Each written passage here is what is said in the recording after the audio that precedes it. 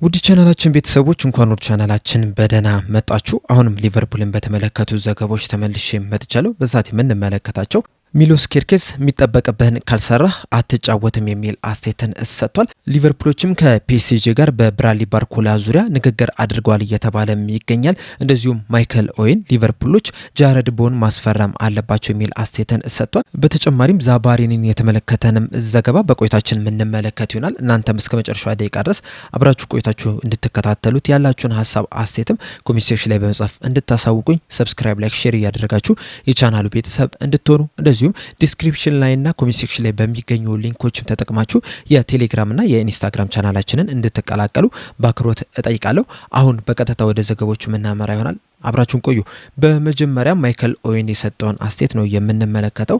በሰጠው አስተያየት ሊቨርፑሎች ጃረድ ቦወንን ማስፈረም አለባቸው እያለን ይገኛል። በተጨማሪም በሰጠው አስተያየት በቀጣይ ሲዝን አሌክሳንደር ኢሳቅ የሊቨርፑል ወሳኝ ተጫዋች ይሆናል ብዬ እጠብቃለሁ። በተለይ ደግሞ መሐመድ ሳላህ ክለቡን ሲለቅ መመልከት ችለናል። እንደዚሁም ደግሞ ሂጉ ኤኪቲኬም ጉዳት ላይ ነው የሚገኘው። በእርግጥ ይሄ ጉዳት እስከ መቼ ያርቀዋል የሚለውን አብረን የምንመለከት ይሆናል። እስካሁን ባለው መረጃ መሰረት ግን በቀጣይ ሲዝን ግማሹን ጨዋታዎች እንደማይጫወት ነው እየተነገረ የሚገኘው። ስለዚህ ሙሉ ለሙሉ ኃላፊነቱ እየወደቀ ያለው አሌክሳንደር ኢሳቅ ላይ ነው። ያ ደግሞ ተገቢ ነው ብዬ አላስብም። ስለዚህ በዚህ የክረምቱ የዝውውር መስኮት አንድ የአጥቂ ስፍራ ተጫዋችን የግድ ማስፈረም አለባቸው ከዚህ በኋላ። ይሄ የሚፈረመው ተጫዋች ደግሞ በዋነኝነት በቀኝ ክንፍ በኩል መጮት የሚችል እንደዚሁም ደግሞ ባስፈለገ ሰዓትም 9 ቁጥር ቦታ ላይ መጮት የሚችል ተጫዋችን መሆን አለበት ብዬ ነው የማስበው። ለዚህ ደግሞ የዌስትሃም ዩናይትድ ተጫዋች የሆነው ጃረድ ቦወን ትክክለኛው አማራጭ ነው። በተለይ ደግሞ በተጠናቀቀው ሲዝን እንደተመለከት ነው ዌስትሃሞች ከፕሪሚየር ሊጉ መውረዳቸው አይዘነጋም። በቀጣይ ዓመትም በሻምፒዮንሺፕ ነው የሚጫወቱት። ጃረድ ቦወን ደግሞ ካለው ኳሊቲ አንጻር በሻምፒዮንሺፕ መጮት ያለበት ተጫዋች ነው ብዬ አላስብም። በእርግጥ አሁን ላይ 17 ዓመቱ ላይ አይደለም የሚገኘው 29 28 እድሜው ላይ ነው የሚገኘው። እንደዛም ቢሆንም ግን በዌስትሃም ቤት ባሳየው አቋም ቢያንስ ለቀጣይ 2-3 ዓመታት በሊቨርፑል ቤት ምርጥ ብቃቱን ማሳየት ይችላል ብዬ አስባለሁ። ምናልባት የዌስትሃም ደጋፊዎች ደስ ላይላቸው ይችላል። ነገር ግን በቀጣይ ዓመት በዌስትሃም ቤት መጮት አለበት ብዬ አላስብም። ሊቨርፑሎች ይህንን ተጫዋች ማስፈረም አለባቸው ብዬ ነው የማስበው። በተለይ ደግሞ መሐመድ ሳላህ መልቀቁን ሁላችንም ተመልክተናል። የመሐመድ ሳላህን ቦታ በደንብ ከቨር ማድረግ ይችላል ብዬ አስባለሁ። ከዛ በተጨማሪም ደግሞ ሂጉ ኤኪቲኬ ከጉዳት እስከሚመለስ ድረስም ለአሌክሳንደር ኢሳቅም ተቀያሪ መሆን የሚችል ተጫዋች ስለሆነ ሊቨርፑሎች ይህንን ተጫዋች ማስፈረም አለባቸው። ቢያስፈርሙት ደግሞ ይጎዳሉ ብዬ አላስብ። ምክንያቱም የፕሪሚየር ሊግ ልምድ ያለው ተጫዋች ነው። ሆም ግሮን ኮታ ማሟላት የሚችል ተጫዋች ነው። ጎሎችንም በማስቆጠር አሲስቱንም በማድረግም ረገድ የሚታማ አይነት ተጫዋች አይደለም። ስለዚህ ቢያስፈርሙት ይጠቀማሉ እንጂ አይጎዱም። በዚህ ምክንያትም ማስፈረም አለባቸው እያለን ይገኛል። በመቀጠልም ዴቪድ ሊች የሰጠውን አስተያየት ነው የምንመለከተው። በሰጠውም አስተያየት የፒኤስጂ ተጫዋች የሆነው ዛባሬኒ በሊቨርፑል ራዳር ውስጥ ይገኛል እያለን ነው እና ምናልባትም ሊቨርፑሎች በዚህ የክረምቱ የዝውውር መስኮት ሊቨርፑሎች ይህንን ተጫዋች ሊያስፈርሙ የሚችሉበት እድል ስላለ በቅርበትና በትኩረት መመልከት አለብን እያለን ይገኛል። በተለይ ይህ ተጫዋች እንግዲህ ከዚህ ቀደም በበርነማውዝ ቤት በአንዶኒ ኢራላ ስር ሲጫወት የተመለከትነው ተጫዋች ነው። እንደዚሁም ተጫዋቹንም ወደ በርነማውዝም የአሁኑ የሊቨርፑል ስፖርቲንግ ዳይሬክተር የሆነው ሪቻርዱ ነበረ ያስፈረመውና ከነዚህ ሁለት ሰዎች ጋር በጣም ጥሩ የሚባል ግንኙነት አለው። እንደዚሁም በአንዶኒ ኢራላ ስር ባሳየው እንቅስቃሴም ነው ወደ ፒኤስጂ በ57 ሚሊዮን ፓውንድ አካባቢ በሚጠጋ ገንዘብ መዘዋወር የቻለው። ነገር ግን ወደ ፒኤስጂ ካቀና በኋላ ብዙ የመጮቻ እድል እያገኘ ያልሆነ ተጫዋች ነው። በእርግጥ በተጠናቀቀው ሲዝን 37 ጨዋታዎችን ለፒኤስጂ ማድረግ ችሏል። ነገር ግን እነዚህ 37 ጨዋታዎች አብዛኞቹን በሊግ ጨዋታዎች ናቸው በቋሚነት መጀመር የቻለው። በሻምፒዮንስ ሊግ ብዙ የመጮቻ እድል ያልተሰጠው ተጫዋች ነው። በዚህ ምክንያትም ምናልባትም ፒኤስጂን ሊለቅ የሚችልበት እድል እንዳለ ነው እየተነገረ የሚገኘው። ሊቨርፑሎች ደግሞ በዚህ ሰዓት ላይ የመሀል ተከላካይ ስፍራ ላይ እጥረት አለባቸው። እንደሚታወቀው ቨርጅል ቫን ዳይክ 35 ዓመቱ ላይ ነው የሚገኘው። ከሱ ውጪ ጆ ጎሜዝን ብንመለከተው 28-29 ዓመቱ ላይ ነው የሚገኘው። እንደዛም ቢሆንም ግን ተደጋጋሚ ጉዳቶች የሚያስቸግሩት ተጫዋች ነው። ከዛ በተጨማሪ ግን ያሉትን ሁለት ተጫዋቾች ስንመለከታቸው ገና ወጣት የሚባሉ ናቸው። በተጨማሪም ጀረሚ ዣኪን ከተመለከትነው ወደ 3-4 ወራት ያህል በጉዳት ምክንያት ከሜዳ ርቆ ነበረ። ጆቫኒ ሊዮኒ በበኩሉ ደግሞ ላለፉት 7-8 ወራት ያህል በኤሲኤል ጉዳት ምክንያት ምንም አይነት ጨዋታ እያደረገ አይደለም የሚገኘው እና እነዚህ ተጫዋቾች ወደ ሜዳ ቢመለሱ እንኳን ራሱ በጣም ምርጥ ብቃታቸውን ያሳያሉ ተብሎ አይጠበቅም። 100% ፊት ፊትነሳቸው ላይ ይደርሳሉ ተብሎ አይጠበቅም። በዚህ ምክንያትም ምናልባትም ይህንን ተጫዋች ሊያስፈርሙ የሚችሉበት እድል እንዳለ ነው እየተነገረ የሚገኘው። በተለይ ደግሞ ፒኤስጂዎች ይህንን ተጫዋች ቀንሰው ለመሸጥ የሚያስቡ ከሆነ ሊቨርፑሎች ተጫዋቹን የማስፈረም ፍላጎት አላቸው እየተባለ ይገኛል።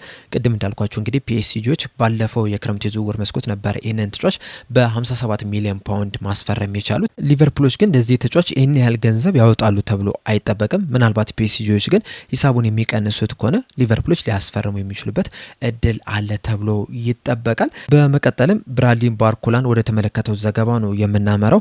በዛሬው ዕለት እንግዲህ በብራድሊ ባርኮላ ዙሪያ የተለያዩ መረጃዎችን እየተመለከተን ነው የምንገኘው። ፋብሪዚዮ ሮማኖ ይዞት በወጣው መረጃ መሰረት ከዚህ ቀደምም በተደጋጋሚ ሲናገር እንደነበረው ብራድሊ ባርኮላ በፒኤስጂ ቤት የማይነካ ተጫዋች አይደለም። የትኛውም ክለብ ትክክለኛውን ሂሳብ ለዚህ ተጫዋች የሚያቀርብ ከሆነ ፒኤስጂዎች ተጫዋቹን ለመሸጥ ፈቃደኛ ናቸው። ከዛ በተጨማሪም ደግሞ ሌሎች የአጥቂ ስፍራ ተጫዋቾችን የሚያስፈርሙ ከሆነ ይህንን ተጫዋች ለመልቀቅ ፈቃደኛ ናቸው የሚል መረጃን በድጋሚ ማስነበብ ችሏል። በተጨማሪም ይዞት በወጣው መረጃ መሰረት ሊቨርፑሎች ይህንን ተጫዋች ለማስፈረም ከፍተኛ ፍላጎት አላቸው። በዚህ ሰዓትም ፒኤስጂዎች ለዚህ ተጫዋች ምን ያህል ገንዘብ እንደሚፈልጉ ለማወቅም ተዘጋጅተው እየጠበቁ ይገኛሉ የሚል ዘገባን ይዞልን ወጥቷል። ከፋብሪዚዮ ሮማኖ በተጨማሪ ቲምቶክ ይዞት በወጡት መረጃ መሰረት ሊቨርፑሎች በብራድሊ ባርኮላ ዙሪያ ከፒኤስጂ ጋር ንግግር አድርጓል የሚል መረጃን ይዘውልን ወጥቷል። ከነዚህ በተጨማሪም ግን በዚህ ሰዓት ላይ በተለያዩ ጋዜጦች ላይ እንደተመለከትነው ከሆነ ሊቨርፑሎች ይህ የዓለም ዋንጫ እስከሚጠናቀቅ ድረስ ነው እየጠበቁ ያሉት።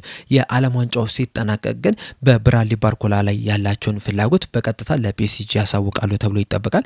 ተጫዋቹንም ለማስፈረምም እንቅስቃሴ ያደርጋሉ የሚል መረጃ ነው እየተመለከተን የምንገኘው። ተጫዋቹም የዓለም ዋንጫው ከተጠናቀቀ በኋላ ቀጣይ መዳረሻውን ይናገራል የሚል መረጃ ነው እየሰማን የምንገኘውና ከአንድ ሳምንት በኋላ እንግዲህ በዚህ ተጫዋች ዙሪያ ብዙ አዳዲስ ነገሮችን ልንሰማ የምንችልበት ከፍተኛ እድል እንዳለ ነው እየተነገረ የሚገኘው። በመቀጠልም ሚሎስ ኬርኬዝ የሰጠውን አስተያየት ነው የምንመለከተው። በዛሬው ዕለት ሚሎስ ኬርኬዝ ከሊቨርፑል ኦፊሻል ዌብሳይት ጋር ቆይታ አድርጎ ነበር። በዚህ ቆይታውም የተለያዩ አስተያየቶችን ሰጥቷል። በመጀመሪያም አንዶኒ ኢራዮላና የኮችንግ ስታፍ አባላቶቹ ሊቨርፑልን በመቀላቀላቸው ዙሪያ ነበረ አስተያየቱን የሰጠው። በሰጠውም አስተያየት እነሱ እዚህ በመሆናቸው በጣም ደስተኛ ነኝ። በበርንማውዝ አብረን በጣም ጥሩ ጊዜያቶችን አሳልፈናል። ኢራዮላም ወደ ሊቨርፑል እንደሚመጣ ስሰማ በጣም ደስ ብሎኝ ነበረ። እሱን በደንብ አውቃለሁ። በበርንማውዝ ለ2 ዓመታት አብሬው ሰርቻለሁ። እነሱ እኔን ያውቁኛል፣ እኔም እነሱን አውቃቸዋለሁ። ለክለቡም ብዙ ነገር ሊያመጡ እንደሚችሉ አምናለሁ። በተለይ አንዶኒ ኢራዮላ በአጫወት ዘይቤው በሚያወጣው ጉልበት እና ቡድኑ እንዲጫወት በሚፈልገው መንገድ ከሊቨርፑል ጋር በጣም ይጣጣማል ብዬ አስባለሁ። እናም ወደፊት በጣም አስደሳች ጊዜያቶች እንደሚጠብቁም አምናለሁኝ የሚል አስተያየትን ሰጥቷል። በተጨማሪም በአንዶኒ ኢራዮላ ዙሪያ በሰጠው አስተያየት አንዶኒ ኢራዮላ በጣም ጥሩ ሰው ነው። የሚፈልገውንም ነገር በግልጽና ቀጥተኛ መንገድ ይነግራል። ከዚያ በኋላ ነገሮችን የመፈጸም ያንተ ኃላፊነት ነው የሚሆነው። እነዚህን ነገሮች ማትፈጽም ከሆነ ግን አትጫወትም፣ ቤንች ላይ ነው የምትቀመጠው። በጣም ቀላል ግልጽ የሆነ መልእክትን ነው የሚያስተላልፈው። ነገር ግን በጣም ጥሩ አሰልጣኝም ጭምር ነው። እንዳልኩት ለሱ ምን ማድረግ እንዳለብህ በግልጽ ያሳውቃል። ከዛ በኋላ ያንን የመተግበር ኃላፊነት አንተ ላይ ነው የሚሆነው። ምናልባት ብዙ የሚያወራ አይነት ሰው ላይሆን ይችላል። ነገር ግን ደግሞ ስሜቱን በግልጽ የሚናገር በግልጽ የሚያሳይ አሰልጣኝ ነው። ይህንንም ደግሞ መስመር ዳር ላይ በሚያደርጋቸው እንቅስቃሴዎች በጣም ኃይለኛና ንቁ መሆኑን በደንብ እናያለን። ከዛ በተጨማሪም ከቢልባኦ አካባቢ የመጣ ሰው እንደመሆኑ መጠን ከሊቨርፑል ባህል ጋር የሚመሳሰል የሚቀራረብ አይነት ባህል ነው ያላቸውና በዚህ ረገድም ከሊቨርፑል ጋር በጣም የሚጣጣም አሰልጣኝ ነው። እንደዚሁም ለሊቨርፑልም ትክክለኛው አሰልጣኝ ነው ብዬ አስባለሁ። ነገር ግን ደግሞ ይሄ እንዲሆን ከፈለግን እሱ የሚፈልገውን ነገር ማድረግ መቻል አለብን። በተለይ ጥሩ የሚባል የቅድመ ውድድር ዝግጅት ማድረግ አለብን። እሱ ሚለንን መስማት መቻል አለብን። እሱ የሚፈልገውን ነገር ለመተግበርም ዝግጁ መሆን መቻል አለብን። ያኔ ጥሩ ቡድንን መገንባት እንችላለን።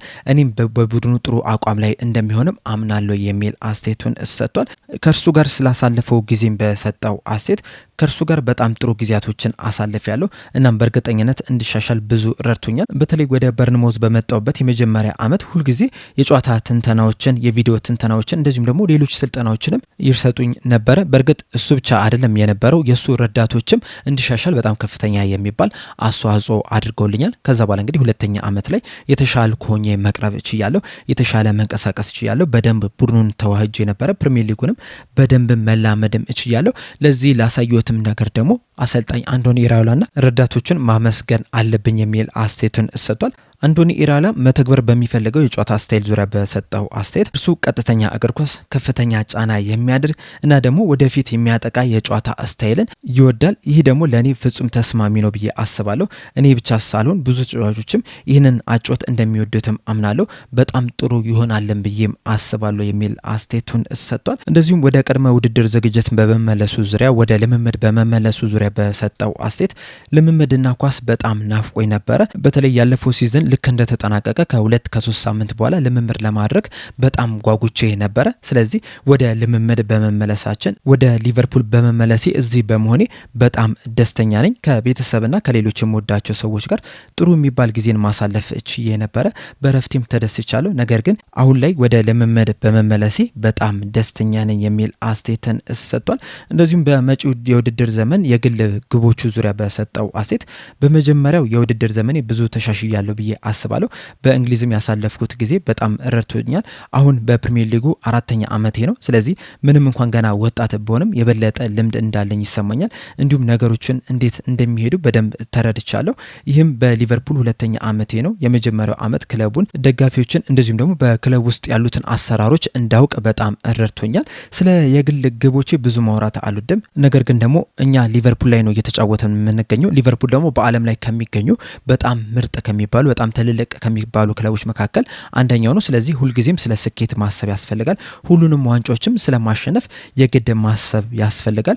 ቡድኑ ዋንጫዎችን እንዲያሸንፍ የምችለውን ሁሉ ለማድረግም እኔም ከፍተኛ ፍላጎት አለኝ። እንደዚሁም ሁሉም ተጫዋቾችም ያላቸውን ሰጥተው 100% ብቃታቸውን ሰጥተው የሚጫወቱ ከሆነ የተሻለ ነገሮችን ማሳካት እንችላለን፣ ጠንካራ መሆንም እንችላለን። ስለዚህ በቀጣይ ዓመት በ100% ትኩረታችንን በመስጠት እርስ በርሳችን እየተረዳዳን ዋንጫ እንድናሸንፍ መስራት አለብን። ይህ ከሁሉም በላይ አስፈላጊ ነገር ነው ብዬ አስባለሁ የሚል አስተያየቱን ሰጥቷል። በአጠቃላይ እንግዲህ ሚሎስ ኪርኬዝ ከሊቨርፑል ኦፊሻል ዌብሳይት ጋር ያደረገው ቆይታ ይህንን ይመስል ነበረ። በዚህ በሰጠው አስተያየቶች ዙሪያ ያላችሁን ሀሳብ አስተያየት እንዳለ ኮሜንት ሴክሽን ላይ በመጻፍ እንድታሳውቁኝ በአክብሮት እጠይቃለሁ። ለአሁን ግን እኔ እዚህ ላይ አበቃው። በቀጣይ በሌላ እስከምንገናኝ ድረስ በዛሬ ባነሳናቸው ነጥቦች ላይ ያላችሁን ሀሳብ አስተያየት እንዳለ ኮሜንት ሴክሽን ላይ በመጻፍ እንድታሳውቁኝ፣ እንደዚሁም ሰብስክራይብ፣ ላይክ፣ ሼር እያደረጋችሁ የቻናሉ ቤተሰብ እንድትሆኑ ዲስክሪፕሽን ላይ እና ኮሜንት ሴክሽን ላይ በሚገኙ ሊንኮችም ተጠቅማችሁ የቴሌግራም እና የኢንስታግራም ቻናላችንን እንድትቀላቀሉ በአክብሮት እየጠየኩኝ እዚህ ላይ አበቃለሁ። ቸር ያቆየን።